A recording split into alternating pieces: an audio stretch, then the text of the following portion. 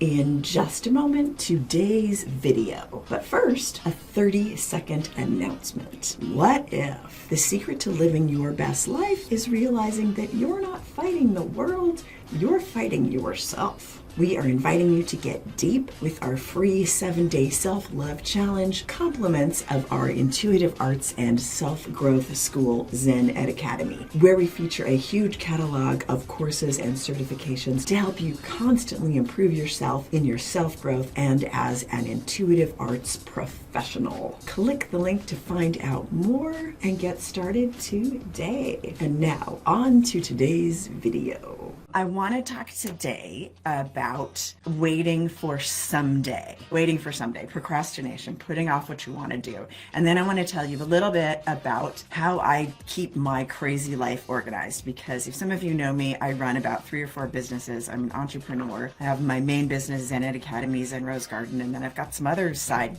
hustles going on. So I've got a few businesses that I run and my life and my family, so I've got to keep it organized. I'm going to tell you about how I do that after I talk about one of our biggest issues, which is putting stuff off. We keep pushing it away. So one fact of life that we really would rather not deal with is that the time we are blessed with is limited, right? It's limited. That scares us, and it can also be motivation to get going. But it's scary, I think, for the most part. For most people, our time is limited. We don't have enough time. Most of the time when I'm talking with clients, they're like, I feel like I don't have enough time. I feel like I'm wasting my time. Any of these things become issues with our limited time. So we have this dichotomy in our soul, in our being. And I talked about this a little bit in the Paradox of Spirit episode about how we really are limitless, eternal beings, but we're stuck in this little life where we have a limited time. It's linear, but in reality, our real self is all times, all places, everywhere. It's limitless and eternal. But what do? We're in this physical space and we have to do something with it. It seems like we use up our time really quickly, right? Before you know it, it's the end of the day and we look back and see, what have I gotten done? So how we use our time comes from a series of important decisions that we make each day to use that time. And it's just too easy at the end of the day to put off till tomorrow what we're dreaming of accomplishing today, right? Raise your hand if that's you. That used to be me. I'm pretty darn organized now, and I'm going to give you my secret to how I keep myself on track. Otherwise, if I don't have a list and a schedule and a plan, I will be like all over the place. So we are busy. There is no doubt in our lives, and that busyness in itself can give us an excuse. Right? Have you not done that before? I'm too busy. So we put off our dreams so we can cope with present challenges, supposedly to have more time, supposedly to have more relaxation and to realize our dream in this mystical future. Or we tell ourselves that we will get it together at some day. We're going to get it together once we have accomplished other little smaller goals that are really just busy work in disguise. Some of the fear that keeps us in our busy work, it's some kind of a fear sometimes that keeps us from moving right now into what we want to do. And that's scary, to move into what we want to do. And some of this might be because we see failure as a possibility in anything we do. Failure is a possibility in anything we do, no matter what it is. We could fail to, make breakfast. I mean, failure is a possibility. If you look at it as failure, it's just something you did do or you didn't do. So getting out of that failure mindset, which is mostly subconscious, is one of the keys. Our reasons for our delay, though, seem sensible, right? When we have all these excuses like, I might not be successful at it, or I have too many other things to do, or I'm super busy right now. But if we ask ourselves, seriously, what are we really waiting for if we had no fear, even if we don't really know what that fear is, we start to find that there is no real reason that we should put off what we want to get done or what we want to do. Now, sometimes that reason is an unconscious program that we don't deserve happiness. Okay, sometimes it's even deeper than I'm afraid that I'm going to fail, or I am too busy. So these are reasons. I'm too busy. I'm afraid I'm going to fail. This unconscious program that we don't deserve happiness somewhere, or we feel somehow hopeless that we can call that happiness in or create that happiness. So all of these are obstacles that are super subtle, for you just getting started into how you want to live your life and what you want to do with that life. But when we get real and we ask, why not now? And that's all that I kind of want to ask you to do today, is ask yourself, why not now? And it starts with that simple question, why not now? You have to ask the question to move forward, though, and to solve these mysterious, subtle programs that are running in the background. Because if you don't ask that question, those problems are not going to get solved. Those mysterious fears, those I'm too busy excuses, those I don't deserve happiness, I can't create happiness, all of those can be solved or begin to get solved if you ask this question, why not now? Instead of saying, I can't do it now. So one simple mind hack, why not now? Ask it to yourself. I'm asking it to you. Then you got to ask it to yourself instead of I can't right now. As soon as you say I can't right now, all of those little fears are going to come and they're going to empower those programs you've got running. But you've got to do something to break the programs. You don't even know are there. So when you ask yourself why not now, you're empowered to begin changing your life right now just by asking the question. Now your mind is working it out in the background. Okay, even if you're not completely brainstorming it on a whiteboard, your mind is working on it. It's chewing on it. It's trying to figure out, oh, let me see, there's a riddle to solve. Your subconscious loves to solve riddles. But if you just say, I can't do it right now, it's just going to keep doing what it's doing because it's busy taking care of a lot of stuff in your life, right? Now, your mind is working it out in the background, and that's what we want. We want to get our mind working for us and not against us. We've put in the request to the subconscious mind to start to get real and chew on the question. We procrastinate for a lot of reasons. I've done that so much of my life, which is why I've had to really keep myself in line and focused. So from a perceived lack of time, right? That's one of the issues, to all the way to a legitimate lack of self-belief, anything in between. But the truth is that there is no time like the present, and there is no time but the present. So whatever we aim to accomplish, we will achieve it more quickly and with greater efficiency when we seize the day, right? And make the most of the resources we have right now, not when it's perfect, and get the joy and contentment right now rather than in some point like far off in the future. Here's what I'm finding. Even if you need to clear some things off your plate and make the hard choices about, do I really need to do this? Is this busy work, or is this serving me? Or is it just something I think I have to get done? So even if you need to clear those things off your plate or rearrange some things, at the end of the day, the last obstacle is you. No one but you. It's not, you got to take the kids to school. It's not, you got to do this. The last obstacle is you. You can find ways around the things that are happening. I know I've done it. I did it with 2 kids. Well, one time I calculated the amount of time I was in the car driving the kids around, and it was 4 hours a day. So I had to start to think, what can I do in that 4 hours? So I figured it out. I got, books on tape. I got things I needed to learn, and I found them on audio. And so that I could make use of that 4 hours, I made phone calls on my Bluetooth, for my businesses. So instead of just listening to the radio as I went around, sometimes you need some songs, you need to listen to the radio, but instead of spending that whole 4 hours a day just driving kids and listening to music, I got some stuff done. And it felt really good that I was killing 2 birds with 1 stone. Don't kill birds, by the way. Don't kill them. I'm going to give you one tip that helps me run my life and the businesses that I run right now in my life, and I call it day hacking. Okay, and why this works is because you're taking mental pressure off of yourself. Okay, so day hacking is a system where I only work on one thing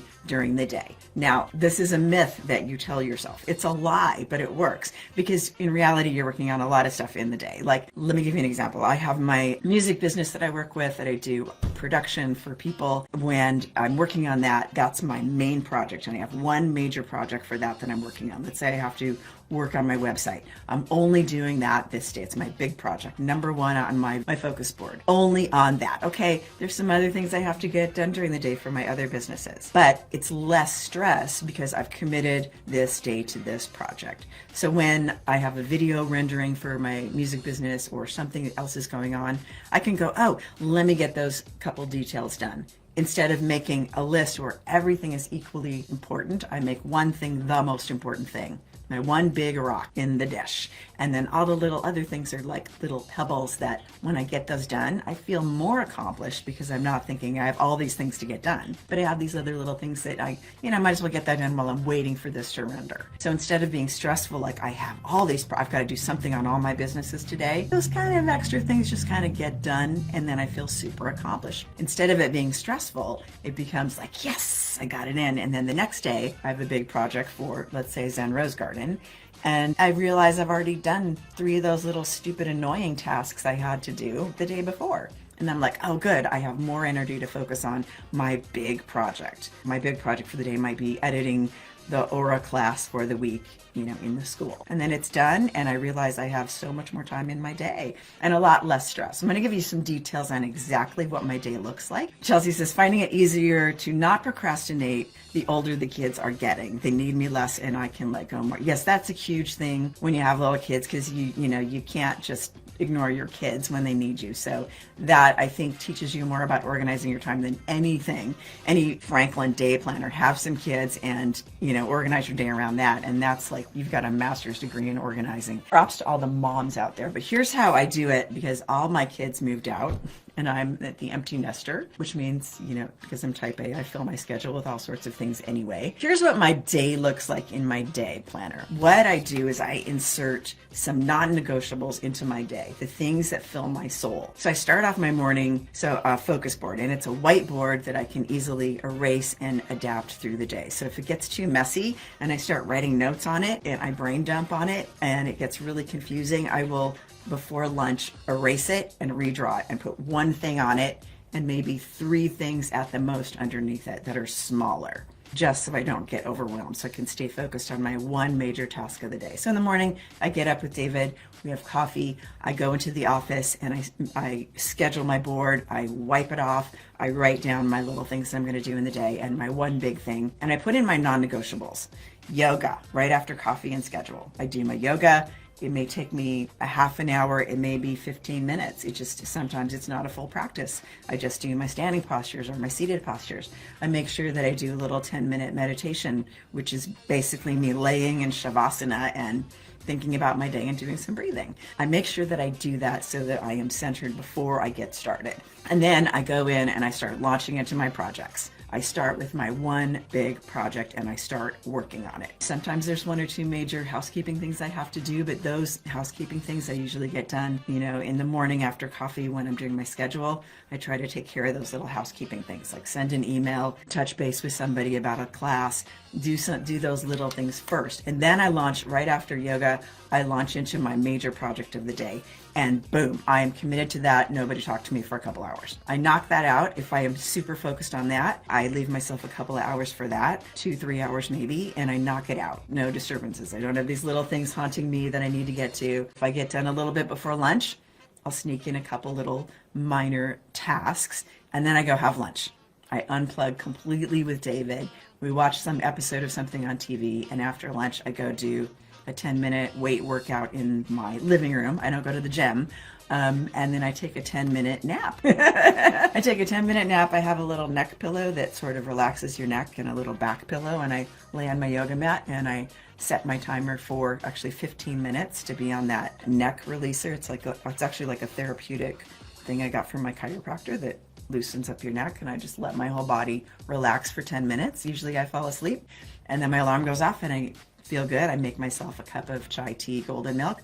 I go back to work. But the afternoon looks different. What I do in my afternoon is I'm done with my major project. I have a list of those 3 little things that have to do with whatever business I'm working on in that day. And I knock out those 3 minor things really easy because it's after lunch, I'm sleepy, I'm starting to wind down for the day. So even though I've gotten done my major project, I'm ticking off a couple of minor things that are making me feel good. But the pressure's off, I've already got my major task done. Then about 4 o'clock, I kind of wind down, make some notes for the next day. I go do my cardio for about an hour. I take a shower. David's usually done then and playing video games, and I say, let's go watch TV. We've got a snack, and we watch some really trashy TV like vampires or something that is like not brain related, because I really have to I have to watch some trash like the Tiger King, and then I feel good. And then it's like that completely helps us unplug from any of the stuff we're doing in the day. With my own focus board method, and there's lots of different ways to do a focus board, but for me, the most effective thing has been the day hacking system. And with that, putting in the non-negotiables for you, which for me are my yoga, my points in the day where I intentionally relax so that I'm not like this at the end of the day. And I have so much more energy that way. I'll be honest, I don't always get a full yoga practice. Sometimes I skip my weights and just do my neck thing. Sometimes I do a half hour of cardio instead of an hour. You don't have to be super strict, but give yourself the time to do that. I usually take some time in the day to do a little singing. Like I'll spend 10 minutes singing on my piano. Sometimes I'll do that instead of doing my weights in the afternoon. So you have to give yourself those spots in the day where you're doing things for your soul, and those have to be non-negotiable. Whatever it is that you do that makes you feel good, take a moment for yourself. Then have that set time in between to really be the boss and get some work done. It works for me, and I seem to get a lot done, and I haven't needed any therapy. So I'm feeling pretty good. I'm sharing that with you. If you guys have great ideas for focus boards, drop them in the comments. That's just what I do. There's no one right way to do it, but I find that day hacking works for me because mentally it takes off the stress of I have to do something for everything in one day. Like I'm just working on music this day. I'm just working on Zen Rose Garden. I'm just working on whatever this day. Every day since I made the choice to change jobs, my body and mind have thanked me. It's a tangible feeling, a stirring, like little bursts of good chemistry in my brain that make me smile. I don't have a new job lined up, but I'm keeping the faith that in this job market, I'm going to be fine. Yes, you are. Self-care as a non-negotiable. Love it. Yeah, I think your self-care should be non-negotiable because everything else is negotiable. If your self-care is not non-negotiable, you will not have a self to take care of. I think that should probably be a quote somewhere. So that's all you got is you and your body. I hope that helps today, you guys. This topic's really important to me because we live with this paradox of spirit in this dichotomy of we're limitless eternal beings, but we only have a certain amount of time on this planet. And are you going to make the best of it? And of course you have to plan in things like your social time and all of that, which I find are pretty easy to do if you do the day hacking thing, because at the end of the day, you're like, okay, let's go watch a movie tonight, or let's meet some friends tonight, because you've accomplished something that you needed to, and it feels really good. The day hacking system makes the difference for me between getting those dopamine hits or getting the, oh shit, I didn't get what I needed done. And you may have gotten the same amount done, but it's how you feel about it at the end of the day, because that's all you really have control over. You really only have so much time to do what you need to do, especially if you've got kids. Holly's here. Writing it down or doing a focus board actually taps into a part of my brain that allows it to happen. Yes, the willpower part of the brain is fairly weak and easily manipulated with new ideas. Yes, it truly is. Day hacking and focus boards are really a way to train your mind because the mind is easily distracted. And if we can give it something solid that's not emotionally based, I find when I do my day hacking and my focus board, it gives me freedom to, oh, you know what? Let's go do something different today. I know what I have to do. I can get back to it.